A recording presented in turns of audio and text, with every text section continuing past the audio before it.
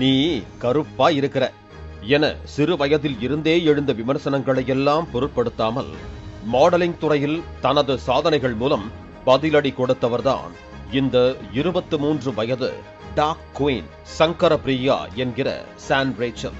Miss best attitude 2019, miss Puducherry 2020, miss dark queen Tamil Nadu 2019, queen of Madras 2022 போன்ற பல பட்டங்களை வென்ற இவர் இந்தியா மட்டுமல்லாமல் 2023ஆம் ஆண்டு ஆப்பிரிக்காவில் நடைபெற்ற மிஸ் ஆப்பிரிக்கா கோல்டன் இந்தியா அழகு போட்டியிலும் கலந்து கொண்டு 2வது இடம் பிடித்து அசத்தினார்.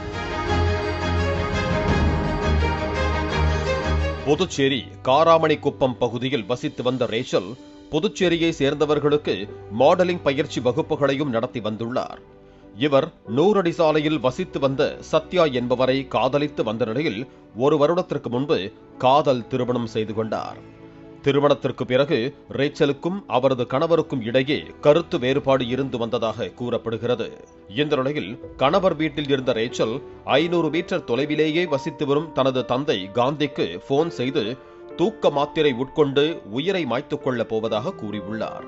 இதனை கேட்டு அதிர்ச்சி அடைந்த ரேச்சலின் தந்தை உடனே அவரின் கணவர் வீட்டுக்கு சென்று பார்த்தபோது ரேச்சல் அதிக அளவில் தூக்கம் மற்றும் இரத்த கொதிப்பு மாத்திரைகளை உட்கொண்டிருந்தது தெரிய வந்துள்ளது. உடனே தந்தை ரேச்சலை மீட்டு புதுச்சேரி அரசு மருத்துவமனைக்கு அழைத்து சென்றுள்ளார். இதனிடையே அரசு மருத்துவமனையில் சிகிச்சை பெற பிடிக்காமல் ரேச்சல் யாரிடமும் சொல்லாமல் தனது தந்தை வீட்டுக்கு சென்று தனது உடைமைகளை எடுத்துக்கொண்டு தனது கணவர் வீட்டுக்கு சென்றுள்ளார். பின்னர் 2 நாட்களில் ரேச்சலின் கை கால்கள் வீக்கம் அடைந்ததாக கூறப்படுகிறது. இதனைத் தொடர்ந்து மூலக்குளம் பகுதியில் உள்ள ஒரு தனியார் மருத்துவமனையில் ரேச்சல் அனுமதிக்கப்பட்டார். அங்குள்ள மருத்துவர்கள் அவரின் 2 கிட்னியும் செயலிழந்து விட்டதாக தெரிவித்தனர். இதனைத் தொடர்ந்து மேல் சிகிச்சைக்காக குடும்பத்தினர் ரேச்சலை ஜிப்மா அரசு மருத்துவமனையில் அனுமதித்தனர். அங்கு சிகிச்சை பெற்று வந்த ரேச்சல் கடந்த 12ஆம் தேதி இரவில் சிகிச்சை பலனின்றி உயிரிழந்தார். இதுகுறித்து ரேச்சலின் தந்தை காந்தி உருளையன்பேட்டை காவல் நிலையத்தில் அளித்த புகாரின் பேரில் போலீசார் வழக்கு பதிவு செய்து விசாரணை நடத்தினர்.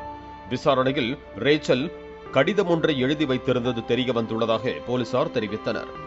தனது சாவிற்கு கணவரோ மாமியாரோ காரணம் அல்ல என கடிதம் எழுதி வைத்திருப்பது முதற்கட்ட விசாரணையில் தெரிய வந்துள்ளது.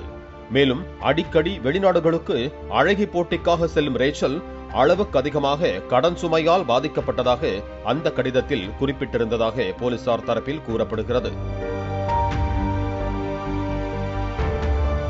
ரேச்சல் உயிரை மாய்த்துக் கொண்டதற்கு கடன் பிரச்சனை மட்டும்தான் காரணமா, இல்லை கணவருக்கும் அவருக்கும் ஏதேனும் பிரச்சனையா என்ற கோணத்தில் போலீசார் விசாரணை நடத்தி வருகிறார்கள். பாலிமர் செய்திகளுக்காக புதுச்சேரி செய்தியாளர் சண்முக சுந்தரம். பிளே ஸ்டோர் மற்றும் ஆப் ஸ்டோரில் இருந்து பாலிமர் செயலியை QR கோடு மூலம் பதிவிறக்கம் செய்யுங்கள். செய்திகளை உடனுக்குடன் பெறுங்கள்.